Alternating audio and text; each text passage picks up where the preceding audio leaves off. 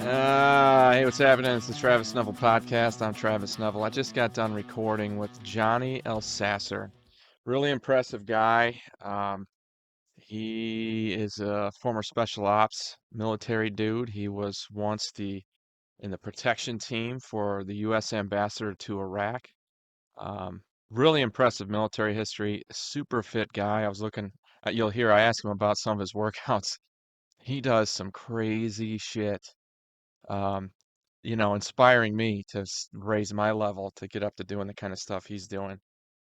Actually, I do workouts just like his, but mine, that part of it takes like 8 minutes, and he's doing it for an hour and 15. That sounds like murder to me. I don't know. Yeah, I got to figure that out. I'll talk more about that with him later. But anyway, great dude.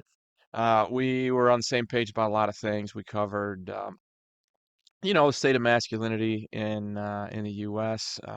What he's doing about it, how I'm coaching it. We got started talking about, who stands to gain from losing masculinity. That's towards the end of the show. He got really fired up and we got into that, but man, we got to like an hour and I'm like, holy shit, it's been an hour. I can't take up any more of this guy's time. I feel like we could have talked for a long ass time, but anyway, great guy, Johnny Elsasser. You got to check out his stuff. His website's called The Art of Masculinity. It's johnnyelsasser.com, just like mine is travisneville.com, but his whole thing, his logo, all that stuff's really cool. He's got the cross axes like I use. Like we are really similar in our approach. He just has a different way of making himself credible that I don't have. I mean, all that military stuff, that's so cool. I really admire that. Anyway, I hope this conversation with Johnny Elsasser helps you in some way to get your shit together. Have a great week.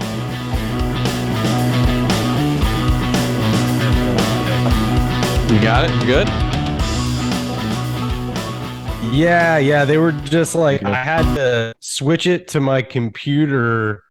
I had to switch it to like my computer head or speaker for a second and then switch it back to this and then it was tracking, but it wasn't tracking even though it was saying it was connected. It was weird.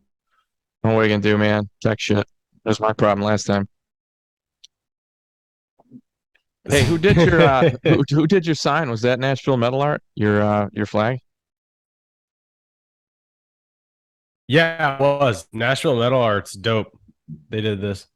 Yeah, they're bad as hell. I had them do a custom one for me. It's same thing. I got a flag in the anyway, it's my logo, but I'm in the middle of building a house right now, and when I'm done, it'll have a dope ass studio and I'll be able to hang it, but right now it's just sitting in a crate and it's so cool. Like they did such a good job on it, man.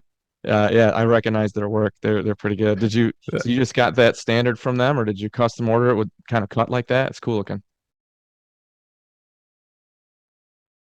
No, this was one of their standard ones that they had. And then I talked to them about, being put on the cast. And they were like, yeah, we haven't tried that yet. So we'll send you a flag. So cool, man, put it on here. And then love it. Everybody gives compliments. I try to pass them along to everybody because they're awesome and they do great work and they're American made. So Yeah, as Americans they come and the customer service was great. I mean, the dude that built mine, he kept sending me progress pictures. Like he sent me the blank of the aluminum and then he sent it when it was cut out before it got colored and like he just kept updating me and I'm like, man, this is like I wish they did this when they built cars. I wish they'd send me updates like that. But doesn't happen that way.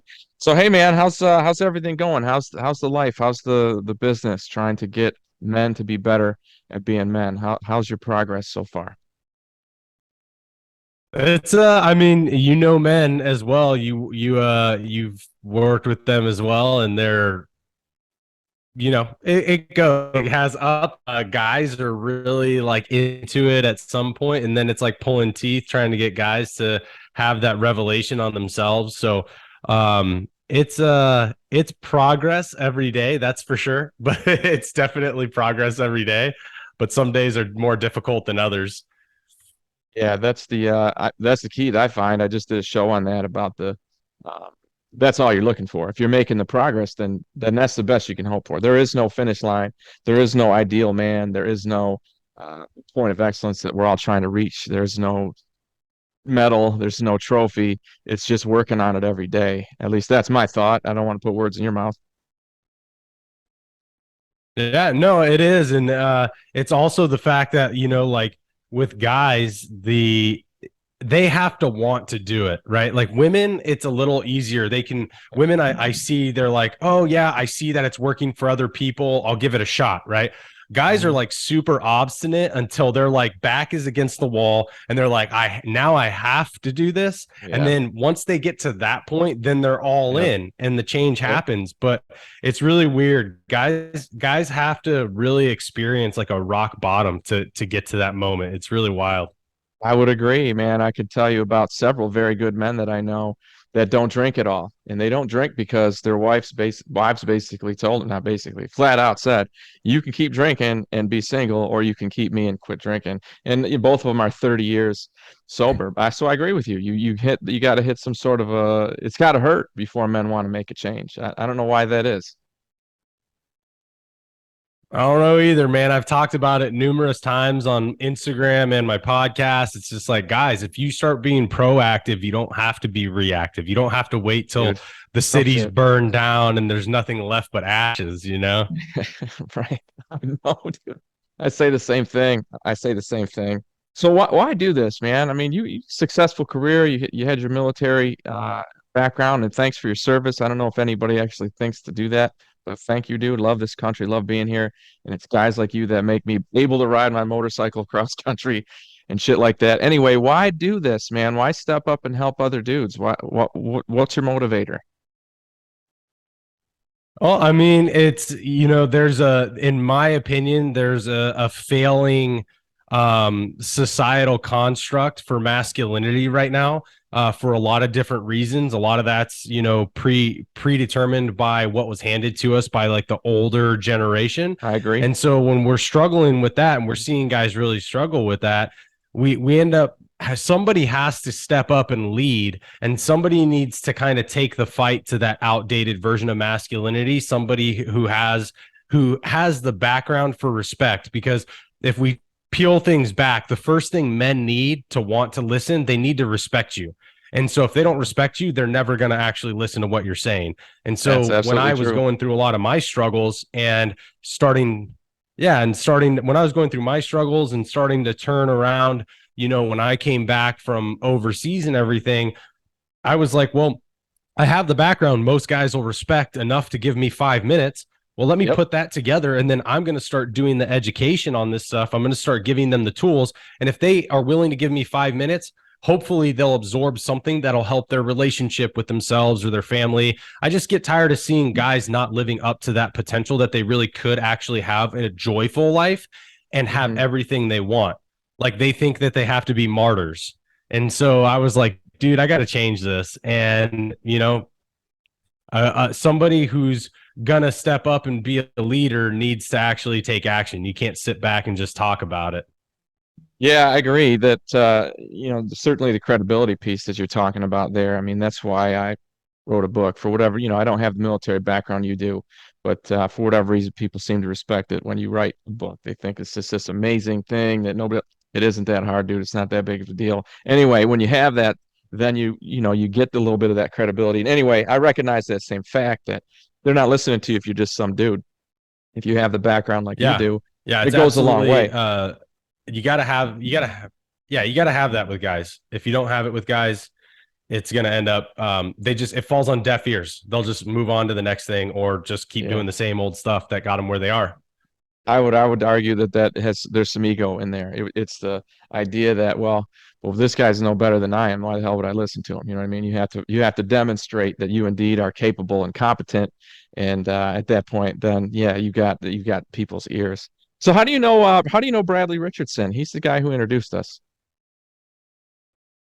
Oh, he's an awesome dude, man. Bradley's isn't he? He's a been a great dude. friend of mine for he's been a friend of mine for a couple of years now, and just he and I have kind of gone back and forth on masculinity stuff. He's a big fan of my work. I've had him on the show before, and we really dove into some stuff because he sees a lot of the same things that we're seeing in Mm. masculinity and how guys are not stepping up today to be that positive force. So we met. Where did we meet? A couple years ago, we got introduced through a mutual friend, and we just hit it off ever since. And we've just stayed in contact. So yeah, man, he and I talk pretty regularly through Instagram, and then he's also potentially going to be moving out here to Charleston, so South Carolina.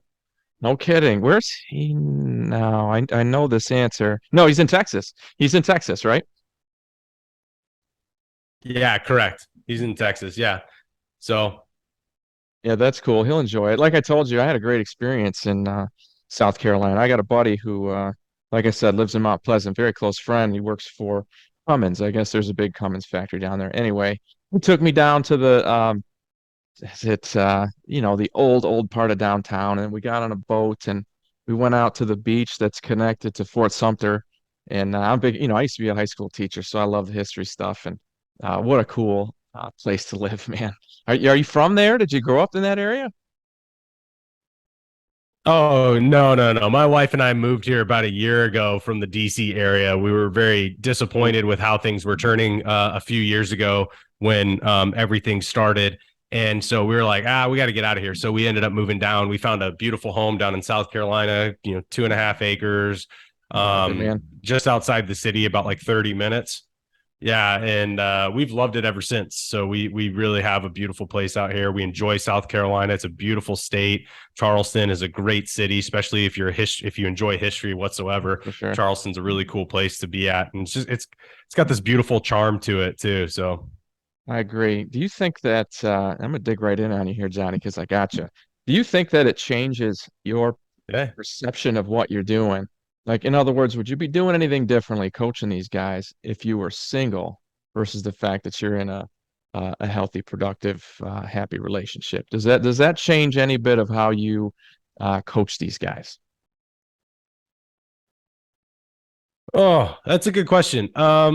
I mean, I think obviously the answer would be yes. There's going to be some change in how I coach them because there's not going to be the knowledge and awareness that I have around a communicative and healthy relationship, right? Yeah, And so, and I hadn't experienced that before my wife. So even my wife and I, we're still normal people. We still have times that we're mad at each other. We still of go course. through these struggles, but a highly communicative relationship, an open relationship involves us talking about that at a productive level where we can move past it and it doesn't cause the damage that it does to normal relationships. So, in all honesty, yes, she's taught me a lot about the feminine. She's taught me a lot about how to hold the feminine. She's taught a lot to me about how those emotions can show up in life, what they look like, how to process them. So 100%, I think what I've learned from her in our relationship and in our marriage has really benefited men that I do coach because the fact that I have another aspect to my coaching ability because I'm in a relationship with a woman who not only is boss in her own right, she is a woman's leader in her own right. She has done a lot of work on herself. She's done a lot of processing through her own emotions and triggers and traumas, and I've been around for a lot of that. So what I have learned from her, what I've learned from the conversations in our relationship, what I've learned from the energetic connection in our relationship and everything in between has absolutely helped me to support men better in a more holistic way. And I think that, anybody that would say they would coach them the same way is flat out lying because there's no way I could have. There's just Yeah. really no way because I wouldn't know this side of it. I'd just be grasping at straws or making assumptions. But I have real, I talk to her a lot about these things when it comes to women, when it comes to relationships, because that helps to give me insight on how I support men and how I give them, give them tools to help them in their relationship. So yeah, 100%, man. She's been amazing in like learn how to be a better coach, but also how to be a better man too, in my own right.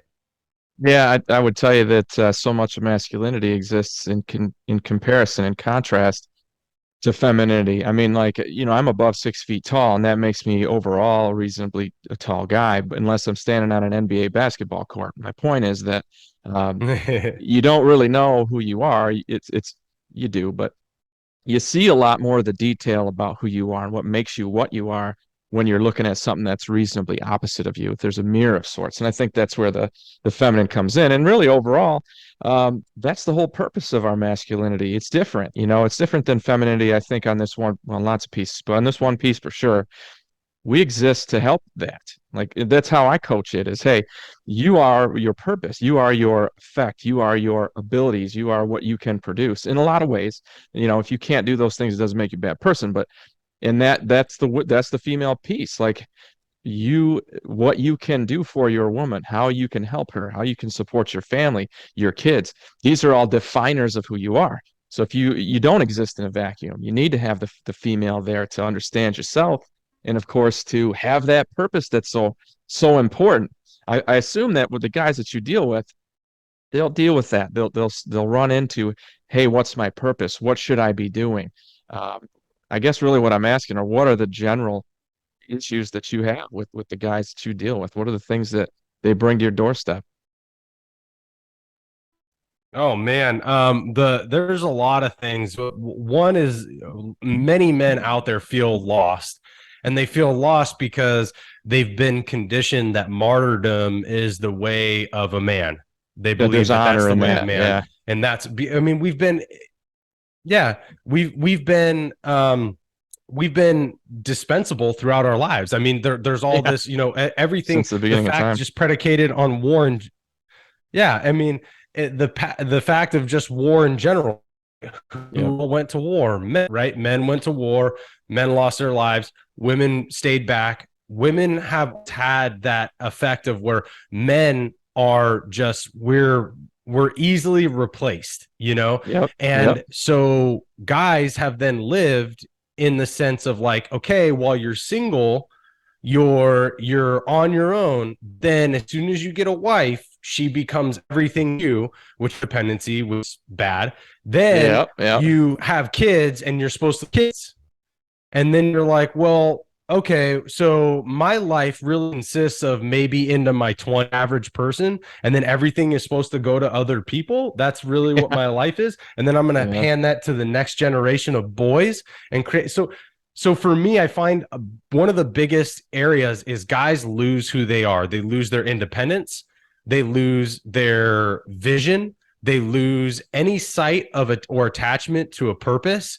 They lose Mhm. any ownership of their life because if they Yeah. can sit next to, you, Travis, they're sitting next to you at the bar and they're drinking a beer and saying like, yeah, but I did all these things for my kids and my wife. They're supposed to be a good man. Like that's a man, right?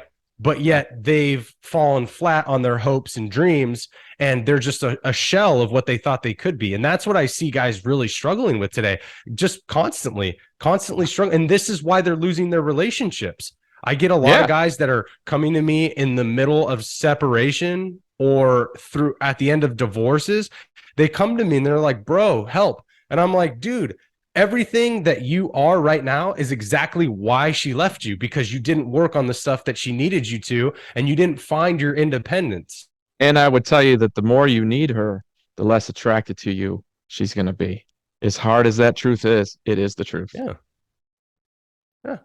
Yeah. That, Codependence ain't sexy, bro. That is no, not sexy. man, it is not. She doesn't think that's hot. Think of what you were when she met you. You were single. At least I would hope. You're out there doing your thing on your grind, taking care of Yeah. business, taking care of yourself, taking care of all those things. And then I agree with what you said. Guys give all. They give everything. I did a show with another guy and we talked about that specifically. But you got to hold some back and maintain your individuality, number one. And I would tell you, for sure, have some independence. I mean, I don't know, man. I hate digging into this red pill shit because I think most of it's bullshit. But the idea that she wants to know that you have options, and I hate coaching guys in that way because it makes them. It's hard to frame that without saying, "Oh, you should be dating other chicks or something," because that's not what I mean. She just wants to believe that if you'd be all right if she wasn't around. You know what I mean? Like it's hard. It's hard to put that into words. Your thoughts? Yeah, no, I don't think that it's even she wants to know that you have other options. She just wants to know that you don't need her to function.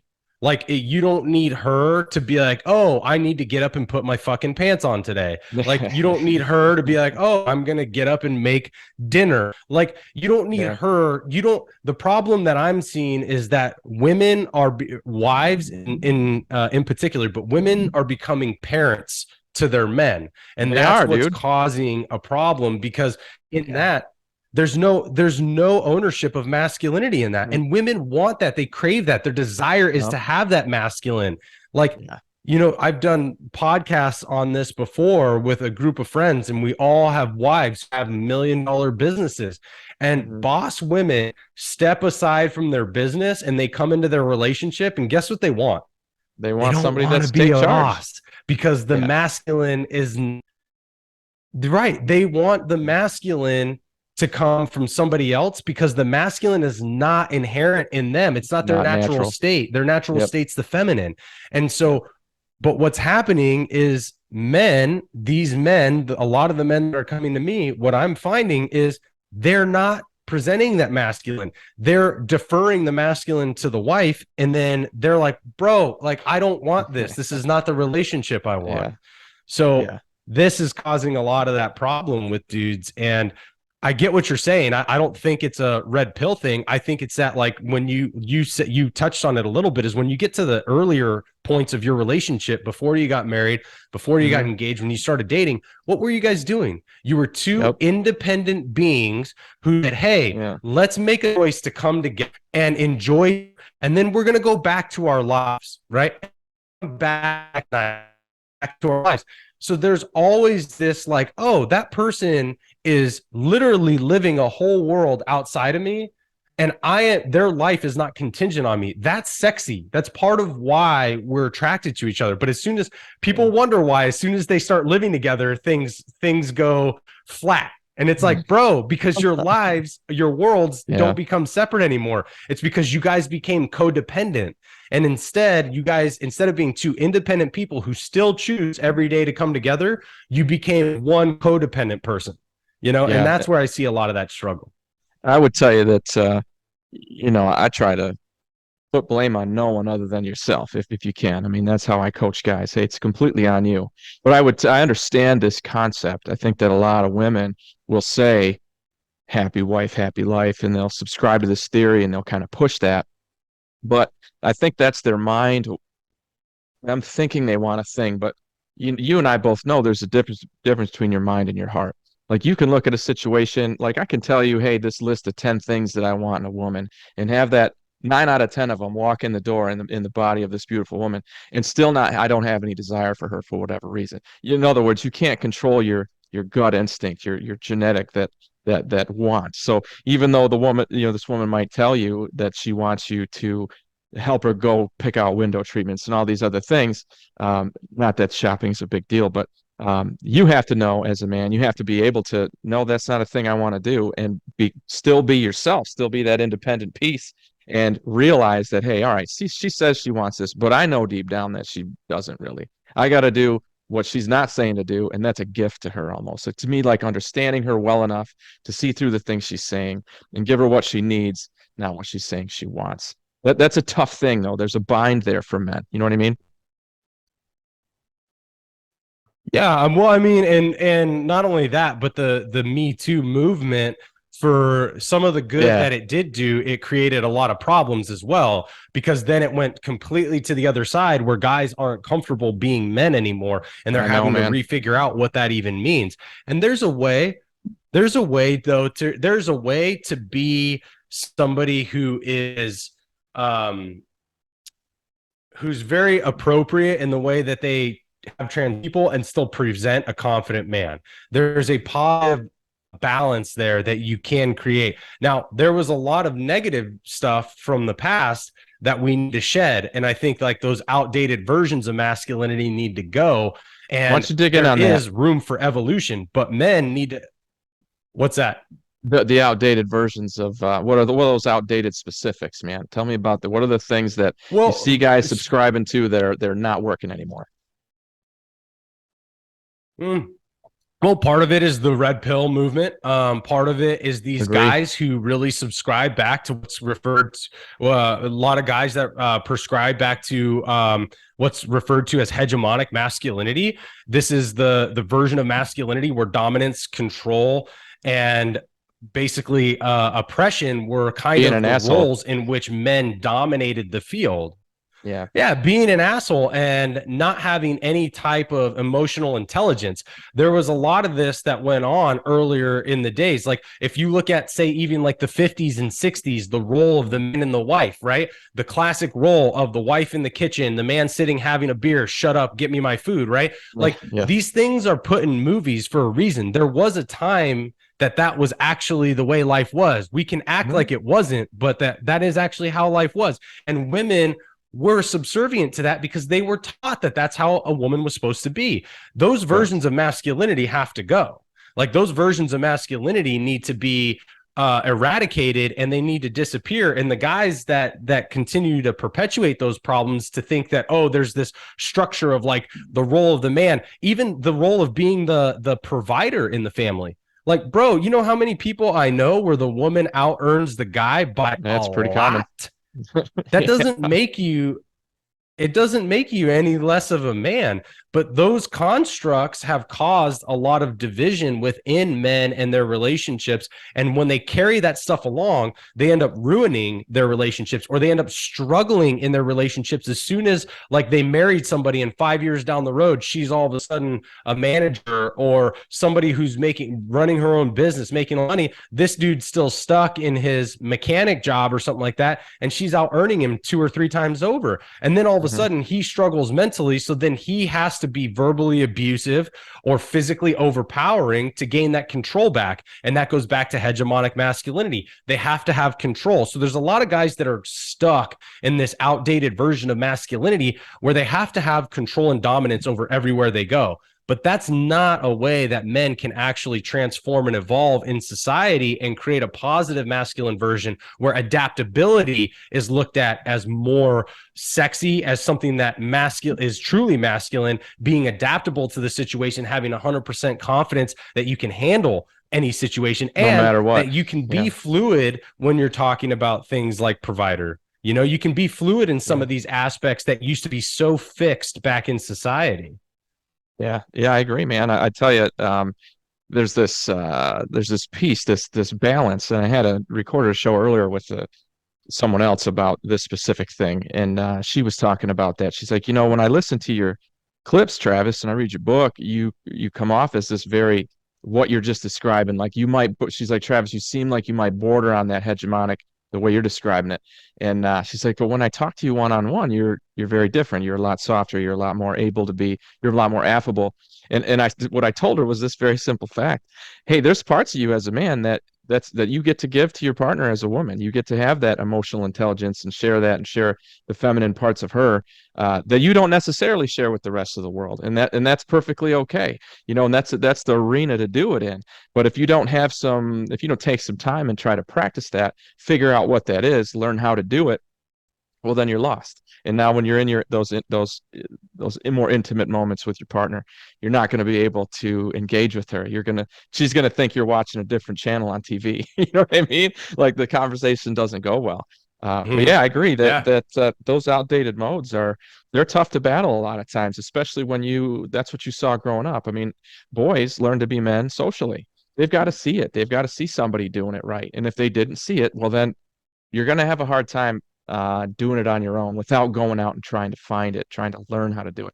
My guess is, and Johnny, I don't want to insult you when I say this, but maybe when you were younger, you didn't have the easiest time with that part, with having that emotional intelligence. My guess is you had to kind of go over a bridge there. How did you get to the point where you were able to have that functional relationship with your partner and be able to have that emotional intelligence? I mean, there's no, you're absolutely right. I mean, I was emotionally intelligent to a certain extent. And then when it comes to relationships, I was completely emotionally Lost. idiotic. Me Right. too, dude. And so Yeah. to, just, you know, a lot of guys out there can resonate with this, but there's that over, overreactive man who gets very defensive over anything that has to do with his spouse or with his girlfriend, right? So a guy Jealous looks at guy. her the Sure. wrong way, or a guy Yep. looks at her like he's checking her out. he gets super crazy about it, right? But it's Mm-hmm. overboard. Like it's overboard. Now, I used to be that way as well, because guess what? We were all taught that like a woman was like your responsibility, your charge, you're almost like your property, right? That was Yeah. kind of like when you were dating them, you were responsible for them. But you're like, Mm-hmm. bro, that's a human being. Now, as long as nobody's physically assaulting her, like Right. she can handle herself. I've seen my wife handle herself very, very well in situations. Mm. So when I was younger, I had this irrational, jealous side to me, just like most men did. And I didn't have the emotional intelligence to understand that. And when I actually broke up, or she broke up with me, I was in Afghanistan actually on a deployment, and I Oh got shit, broken up that's with rough, man. by the girl, the first girl I ever fell in love with. Sure. Yeah, it That's wasn't rough. wasn't the best, but I was over there and I had a job to do. So it was like, hey, suck it up. I had to go through it and couldn't really acknowledge the emotions. But when I realized that that person I really cared about, I could make up all these stories of what was going on back home. I could Mm-hmm. put myself through the grind, being like, bro, she's doing this guy, she's doing that guy, she's dating Mm. this dude, all these things. At Yeah. one point, I was like, bro, who cares? I was like, who cares? If she was gonna cheat, she's gonna cheat. Me being You pissed off can't about stop it's her. not gonna change it, right? Yeah, and you If can't stop it I'm anyway. They get it in their mind they're gonna do right, it. Nothing you can do about it. right, exactly. So the more overbearing I was, the more ridiculous I started to see my behavior in the Yeah. past. And I was like, well, you know, regardless of whatever happened that caused her to break up with me, there's nothing I could do to change that. And if I continue to be overbearing with future girlfriends, then I'm going to end up causing the same problem. If you treat somebody like a cheater, or you treat somebody like they're going to respond poorly in situations, guess what's going to happen? They're going to end up acting that Sure. way. They're going to end up falling into that. And Sure as so shit. I had to come up to the, because I was just driving myself insane. And so I had to Mm-hmm. come up and just be like, hey man, I need to have the emotional intelligence that this person is with me to be with me. And then not only that, but the emotional intelligence to say that just because some guy checks her out doesn't mean she can be like, oh, later, Johnny, I'm out. Like, I'm going to go to this guy because he looked at me. Like, Yeah. that's Yeah. not how it works. Have some That's not confidence, how it bro. works. Yeah. So, yeah, I would say that that was the start of my emotional intelligence growth, was when she broke up with me. I was in Afghanistan on my second or third deployment in the military. And yeah, that was like a real challenging time, because I didn't have really the option or the opportunity or the outlets to really allow the emotions to come out. And I had Mm. a job to do. I mean, we were hunting terrorists every night. So it wasn't like I could sit there and be like sulk on myself or not show up to work or call out sick. Like I had to still be there. So that goes bad for you. And again, it sucks, dude. Sorry about that. How do you start to put it back together? How do you get to the point where you are now? Now, my guess is a lot of that has to do with actually being in a functional relationship. You can learn that way. But before you met this woman, you did some growing in there. You did some learning. What were the steps you took? I mean, I guess how would you coach a guy in that position coming out of Afghanistan like you were through a Oh, heartbreak? How do you change it? How do you fix it? How do you get better?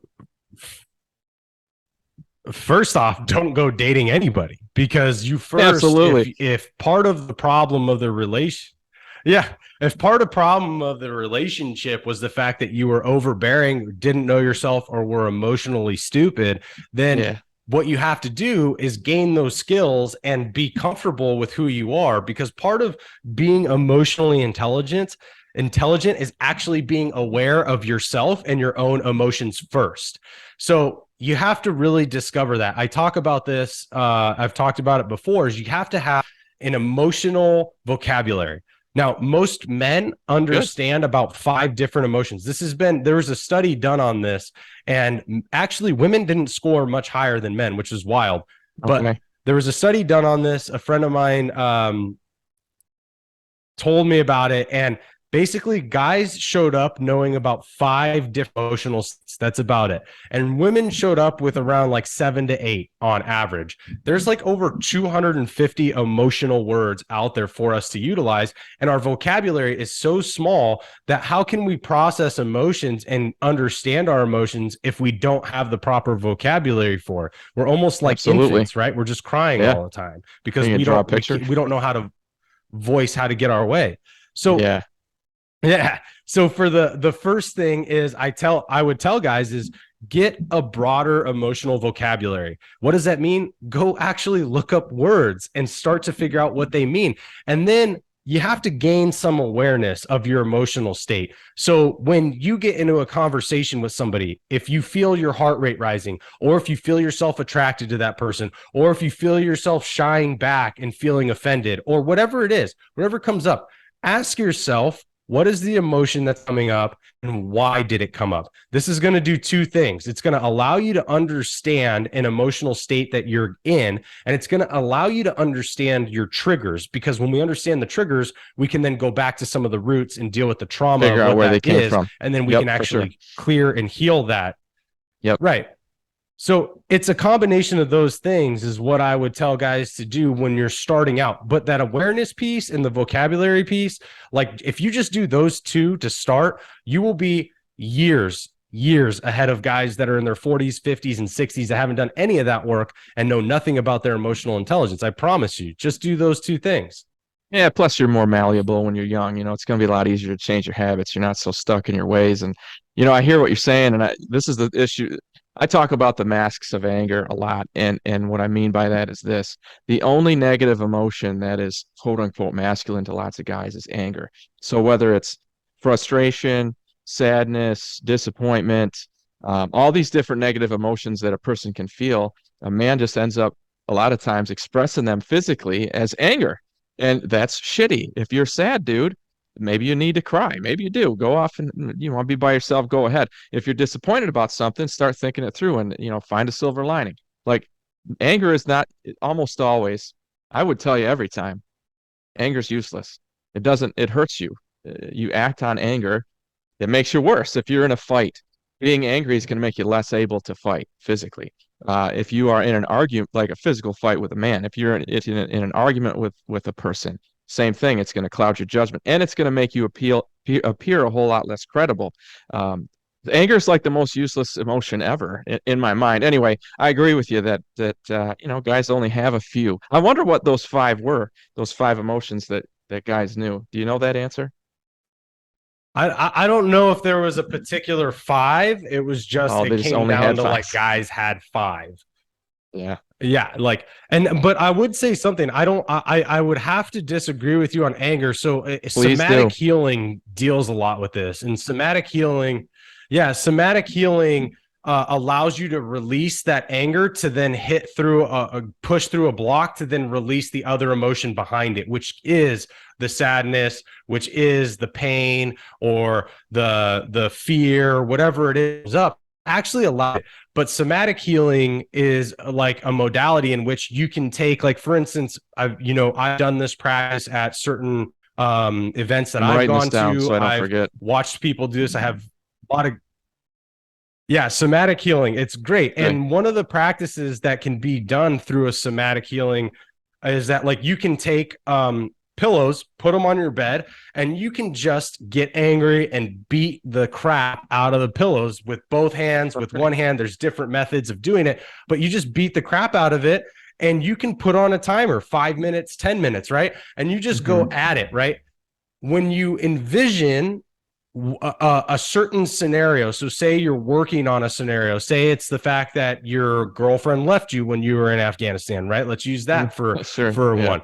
Say for angry about that, I could do this on my bed, beat the pillows, and then allow that anger to move through. But then what comes behind it is the tears of being Mhm. left, the tears of Okay. feeling sadness. And then all of a sudden you stop hitting the pillows and you start processing the next emotion.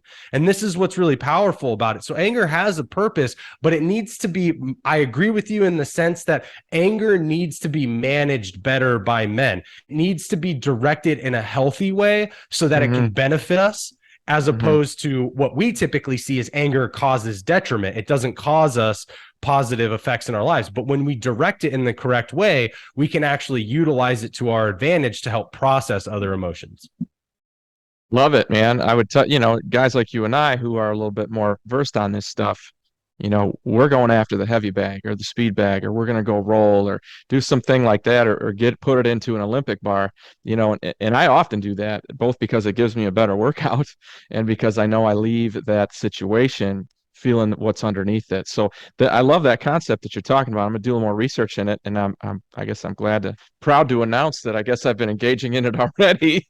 But yeah, my guess is you do some of that same Yeah. stuff. Man, I was looking at your workout the other day. I posted on it, and you're doing like a CrossFit style workout where I think you did 24 rotations of six set superset, and you went through them all 24 times, dude.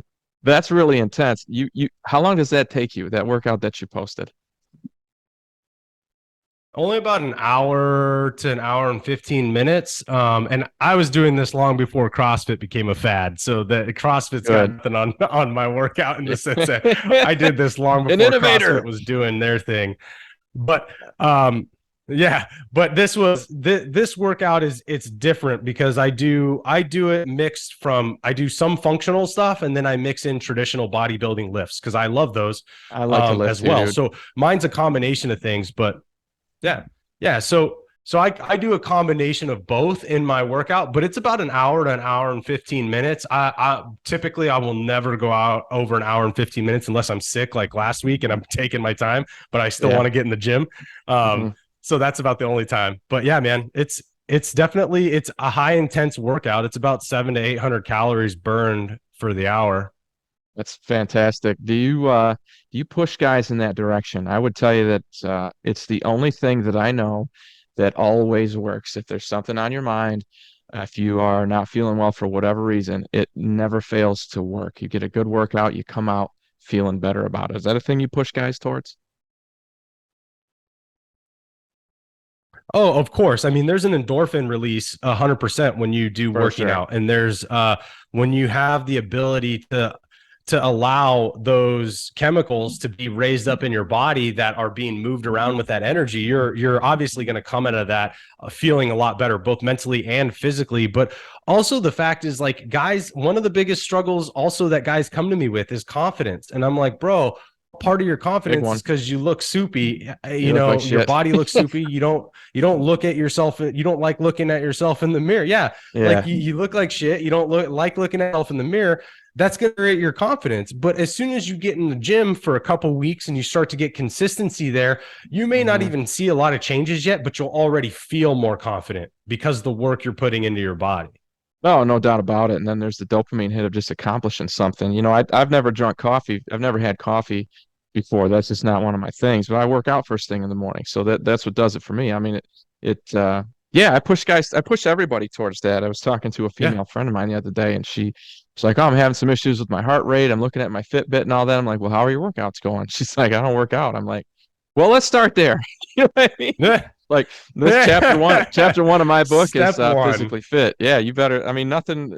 If you're not doing that, it's the most easy, simple, accessible thing to make. You started out talking about making a happier life for yourself and shit. I mean, that's such an easy one. You know what I mean? Are you speaking of that stuff? Are you into any kind of? How do you eat? I should ask you. I don't want to throw any fad diets at you. No, and I stay away from fad diets. I have a Me too, man. lifestyle of eating. That's what I like to refer to it as. It's a lifestyle of eating because when you start talking about diets, the reason why people don't last with them and why they are just periodic is because one, they're not sustainable, and two, they're It's not typically not sustainable. overly healthy. And so Yeah. I've done bodybuilding. No, I've done bodybuilding before. It's not healthy to be down at 3% body fat, and No, you it's can not. get there and you can be No. very unhappy with what you eat, you know, Hmm. and this is my thing. The way I eat is I eat on macros. So I basically just dole out my macros for myself, my carbs, my fats, and my protein, right? If I want to be a certain size, like I sit at like 220. So if I want to Me be too. About 220 220. and I want to be muscular and I want to be lean, yeah. So if I'm going to sit there and be muscular and lean at 220, I have to know what carbs, what protein, and what fats. Now, I can pretty much eat anything I want as long as it fits into those buckets of what my stuff is going to be on macros. I don't Mm-hmm. control, oh my God, I have to eat this, I have to eat that. And so I fit my diet or I fit my lifestyle to that.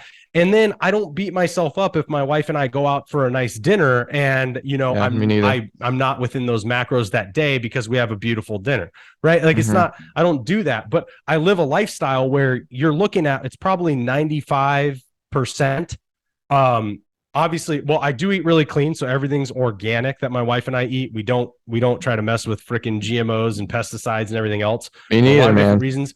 So we're very conscious about we're very conscious about where we get our meat, where we get our produce. But aside from that, it's basically like 95% is just really, I mean, it's healthy, clean, whole foods, like, Mm-hmm. whole vegetables, whole Mm-hmm. meats. We're not eating processed carbs. Like if Yeah, we're eating carbs, it's like rice. So it's just yeah, making sure you're conscious about that stuff. And that's the lifestyle that we both live by, and it's been very successful for us. We love it. We're not mad about our food. We don't have bad relationships with our food, and we still get to enjoy our lives. yeah. I'm right there with you, man. I mean, I always try to go back to like, what would a caveman eat? If you're eating that, you're probably okay. Like I just went to my processor today and picked up my deer from this season. Super pumped about that. That's gonna, tonight's gonna be backstrap with some Nice, potatoes, man. I can't wait. It's gonna be awesome. Yeah, I try to stay on nice. that side, and I'll notice, man, it messes with me mentally if I don't. If I'm traveling and I can make a million excuses. Mm-hmm. Everybody's got a million excuses why they might not eat well, but if I'm traveling and I've been eating the wrong stuff for a little bit, I don't feel good. I have less energy. I have mentally, I'm not sharp as I normally Oh would be. yeah. I'm more tired. Like it fucks with me in lots of other ways, and so I can't get near it, man. I can't. I got to stay away from the. Obviously, fast food's been off the menu for 20 years, but yeah, all that stuff. Is that a thing you coach too? I mean, how in depth do you go with your clients when you're dealing with a guy? I mean, you dig right in on every single part of his life, or is it just let's only work on you getting over this heartbreak, or is it a combination of stuff? I mean, how do you approach it?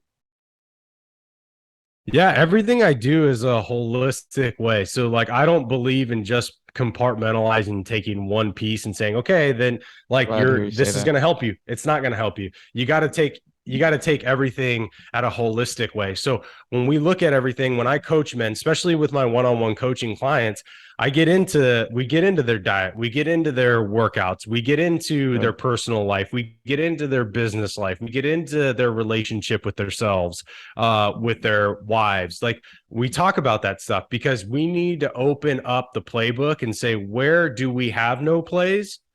And can we really expand on how we can operate? And if we're going to holistically look at men, I can't ask guys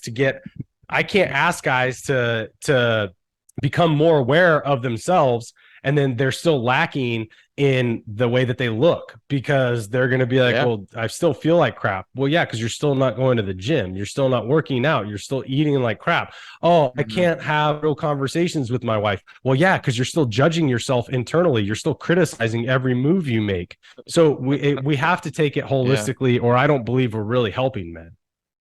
Good. Yeah, Man, I'm glad to 100%. hear you say that, dude. It's especially in the medical community, everybody wants to fix everything with a pill. Let's compensate for this, compensate for that. We're gonna just do it by but how's your lifestyle? How much water do you drink? How much are you working out? I mean, all of these things are I think Right. we'd solve so much depression and anxiety, which tend to be the two things that wreck people mentally. We'd solve so much of it if you just had your physical shit together. You know what I mean? It would really make a big difference, but nobody wants to hurt anybody's Mm-hmm. feelings. It's a damn shame. And Oh, Johnny, that's where you and I step in. I mean, we've got to be the voices of reason on that and create more leaders who can teach what we're teaching. absolutely. I mean, and that's like, dealing with a lot of madness. That's what we're finding the economical from men compared to women. From military vets, it's even higher. Guys are not allowing themselves to have happy lives. That's why when we started this podcast and you asked me like, hey man, like what even got you into this? It's because I want guys to fucking be happy, man. I Yeah, really dude. do.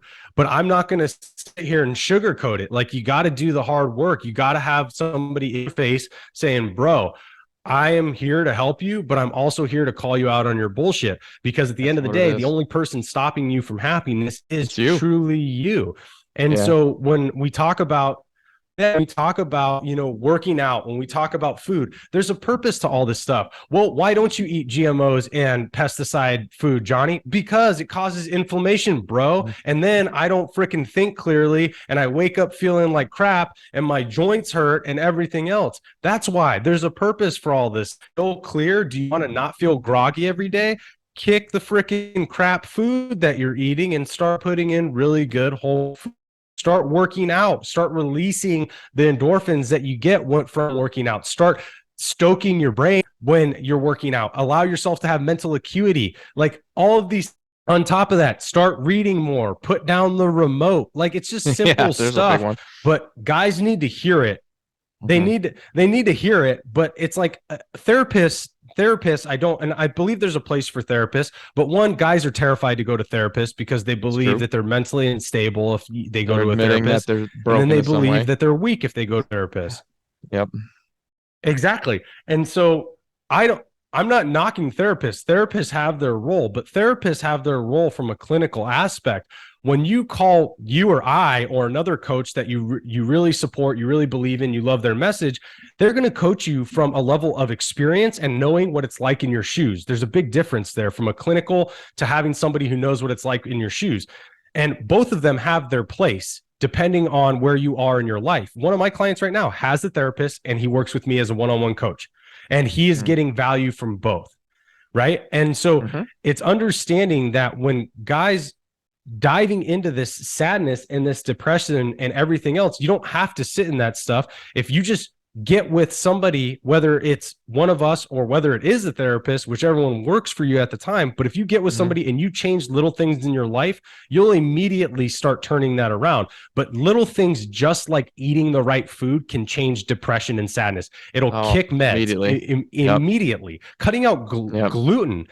cutting out gluten in general. And I'm Yeah. not even saying you have to be, you're gluten intolerant. What I'm saying, you cut out gluten and you have joint problems, within 2 weeks, you can start feeling better. I mean, it's just wild the effects that food has on our body.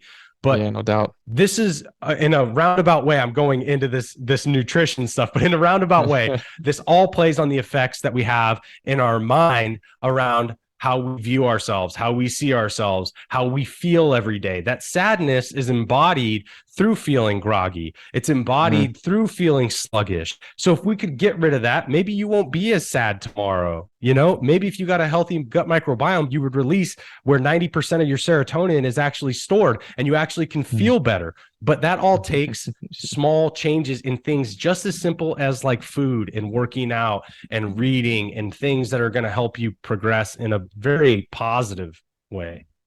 Yeah, I mean, I agree, dude. Obviously, it's easy for the two of us to, preach back and forth to the choir on each other on this. I wonder if man, this is a big question, but you're a guy who thinks about it, obviously. Is there a war on masculinity, and who would gain from masculinity being overall deleted? Who would gain other than China and North Korea from American masculinity getting washed out and no longer being as effective as it was? I mean, you and I are fighting to bring it back, but who would stand to gain from that? Is there a bigger idea here that I can't see? Because we see it in the media, we see it in social media, we see it in everywhere that men are sort of being softened and like the world's trying to delete them. Who would gain from that? Is there a bigger thing going on? Yeah, I mean, it's a great question. And this is the CIA created a Operation Mockingbird back in the day. And Operation Mockingbird, I don't know if you know about this, I but don't know it, Operation but I'll look it up. Mockingbird essentially was part of the creation of like yeah, take a look at it. Is the kind of the creation of like the term conspiracy theorist, right? So I'm going to Okay. say that I only say this right now to let everybody know, like, okay, whatever I'm going to say, you're probably going to think, oh, either you're going to be on my side or you're going to be like, this motherfucker's a conspiracy theorist. I don't really care which one, to be honest. Yeah, And I when got you you. look at this and you ask me this question of like, is masculinity under attack, and who would win, or who's benefiting Who from stands this to from the gain? Yeah. standpoint of like the world view or even nationally? let's take out the rest of the world. Well, if we look at the agenda of the Liberal Party right now, the oppression of masculinity really supports them, because guess what to do? They're trying to oppress society more than anybody else. They've tried to put Remove everybody in freedoms. lockdowns. They're trying more rules and subjugation on Hmm. people, and they're trying to erode freedoms like free speech. They want to sit there and Yeah. now have censorship online. I mean, we're probably going to get censored for this. They want to have Probably. they want to have all of Yeah. these things taken away from people, because things like communist China, where that now they're making people live in tents when they scan their little phone and they come up with a red sign on their phone. This was just shown in the media, but like they're able to control their society like nobody else, right? And so Hmm. if the US and the liberal side is trying to move us that way, which it seems that they are It through a sure lot of the does. things that we've seen over the last few years, and nobody can refute that. And I'm not bagging on liberals in general. What I'm saying is the administration and the people that are in charge of the Liberal Party are the ones doing this. I'm not saying Mm. liberals in general are doing this collectively. Like, some of them are great people and they actually probably think in a lot of ways the same way we do. Same as we do. But Yep. they don't have a voice right now. Who has the voice are the people with this, yeah, a lot, but who has the voice are the people with the extreme agenda that are trying to oppress men. So back to your original question, who benefits? Well, guess what? When you oppress, or when you take down and strip down masculinity and men become effeminate and are no longer willing to stand up as a society, guess what? You Yep. don't have to worry about. You don't Yeah, the tend to people. really have to worry about an uprising, right? Or any type of like civil war. And it's not saying Yep. women can't do that. It's just saying, if we look at this historically, it's not the uprising of mass women that created civil wars, right? It was Never. Not one men time. doing this. So if you Yep. strip down mass, right. And so we're playing on facts here. It's not saying Yep. women can't do this. I'm just playing with facts. The fact is, Yep. historically, that's never been shown, right? So Hmm. who is it? It's men who are doing the uprising. So if you strip masculinity out and you take away these strong men who are willing to grab arms and stand up and fight against a power that's trying to strip away freedoms and create tyranny, well, then you have no opposition anymore, because everybody's just going to accept, and we're already seeing it right now. There's a lot Oh, of people acceptance accept of it what like crazy, happened, dude. which The, should the fucking never have been lockdowns, accepted by our society. they blow my mind that no one It's, did anything, yeah, especially in my state here in Michigan. I saw nothing. There was one point where people took their yeah. boats and they went into the state capitol, had boats on trailers because our governor notoriously banned people from being on boats because like you're going to get fucking COVID from the goddamn water. It blows my fucking mind. I don't get it. But other than that, there was really no one stood up for the lockdowns, man. I just couldn't believe it. I don't want to believe that No, way. I love this country so much. I don't trust the government. None of us should. Our founding fathers knew that. That's why they set it up the way they set it up. You should never trust your government, but I love my country, and I can't believe no one is standing up for this shit, dude. It's blowing my mind. And I agree with you. I think that way too, yeah, dude. Like, who stands to gain? The people who want to control us. That's who stands to gain, exactly. right? I didn't want to say Yep. that out loud, but you said it, And so I'll and say it right now too. it's, yeah. Hey man, it's just, but they're the prevailing. Now, it doesn't mean that, and this doesn't mean that there's not bad Republican Oh, politicians, of but right course. now the prevailing theme is that the party in control has been seen collectively to do the most oppressive actions during the last few years than any other politicians from the other Yeah. side of the fence. You look at the blue states, they've been the most extreme with these lockdowns, and they weren't. Yep. And when all the science came out disproving everything they said, everything they did, people Yeah. still bought into it. So, what is it like when you ask me this question? That's what I see. I base it off of the real-time facts of what's been going on the last few years, the data we've seen, the analytics of the science between the actions, all of that stuff. And you say, well, okay, if you continue to strip men from being masculine and being willing to stand up and fight for things that are right, well, how much easier is it for them to constantly take down those societies, right? And so Absolutely. that to me is, they are the people who are looking to control society and mimic these countries like Venezuela, like China, the people that want to Canada, dude. continue to look like that. are the Mm. ones that benefit from this. Yeah, well, Canada. I mean, yeah, you look at Canada, like they took They're on their away, way, they're man. taking away guns now. Like the I know, man. fact that that guy is even still in power right now baffles me. But so does Blows my California, mind. and I'm from there, and that guy Newsom was reelected. But that to me is where masculinity, when it gets stripped away from society, those are the people that benefit. The ones that want to create an authoritarian regime, a communist regime, they're the ones that benefit from it because the opposition is far, far less. Feminized men down the will to want to end up. Yeah, I would even tell you from a foreign threats perspective. Like I look at Putin, for example, and I mean, this is a 19th century man. He thinks like a man would have 150 years ago, and it's hey, all right, the guy who's in charge in the U.S. now just shit the bed in Afghanistan, so I'm not afraid of him.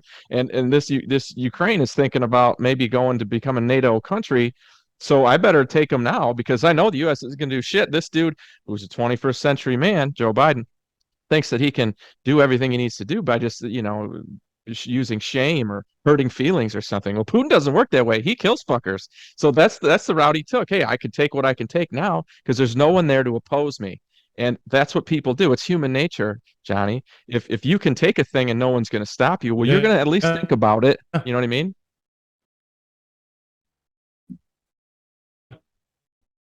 Yeah, it's crazy. That You there, has dude? been Okay, when go ahead. you man that's been conditioned. Oh, I was gonna say when you're a man that's been conditioned in power, someone like Putin, like you said, who acts like years ago. This is a guy that was raised in the KGB.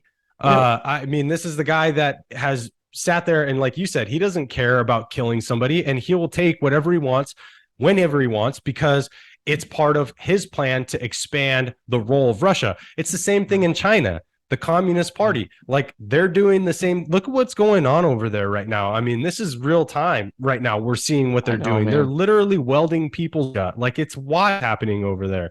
And And how they get there, it's communism. It's the whole idea that let the because government take these care of you and we'll take care of Christ. you and we'll take Right. care of you. Don't be independent. Don't be independent. And look what happens. That's where this goes. How come nobody can see that shit? Mm-hmm. You know? Mm-hmm. Yeah, it I blows my just mind. think that the I think one side of the house has done a great job infiltrating the school system and programming Oh, younger dude. kids. And Yeah. I think that was a great play on their part because they're reaping the benefits of that now because they're seeing a society that's allowing them to do exactly what China's doing, to do exactly what Russia does, to do exactly what Venezuela does. They're creating a society that's allowing them to do it. And in who knows, man, maybe in one generation from us, we the United States, it'll just be the United States Communist Party. So I hope not, man. It's got to be on guys like us to who don't delete history, do know what happened, have seen it, to keep preaching it, to keep telling people, to keep that flag flying behind you, to keep my flag flying on my logo. We have to, dude. I see it as our responsibility, and I'm sure you see it the same way, dude. I really appreciate you taking the time to talk with me. We've been banging for an hour. I'm sure you have important other things to do, big, incredible workouts that I couldn't keep up with and shit like that. Johnny, I appreciate your time, dude. Did you get the package I sent you? not yet, man. I haven't seen anything come in, so I feel like you're a liar, but it's all right. Full of shit. Full of shit right here. Totally full of shit. Yeah. I promise you, you're not getting a shirt that says Ideal Man on it. That's not coming your way. And you're not getting a copy of the book. Yeah, there's no stickers. There's no stickers coming at you. And none of There's that's no, happening. Totally no. full of shit. Well, Well, and dude, thanks again, man. I want to throw one disclaimer out there too. Go I ahead. want to throw one disclaimer for the ending of that is that like just saying, and it's not even like, and I feel like I have to say this because of how ridiculous society is. Nobody hears inciting violence. Good men can stand up without violence. We can Yeah. collectively Yeah. stand against happening out of masculinity with intellect and intelligence, and actually do like what you did with your book. Like what men, we have the ability to do that, but you're right, it takes men like us to stand up and use these modalities to our advantage to help influence the next generation and the future generations of men who are willing to stand up if it ever came to that point, but are influencing that positive version of masculinity. So anyways, just wanted to throw that out there. Yeah, I appreciate it, dude, and I couldn't agree with you more. That's going to be one of the clips that hits TikTok. I'll, of course, send you stuff. I'll tag you on anything I put on Instagram. I will tag you on TikTok. Everything I do with this, I will send your way. And if I know you have your own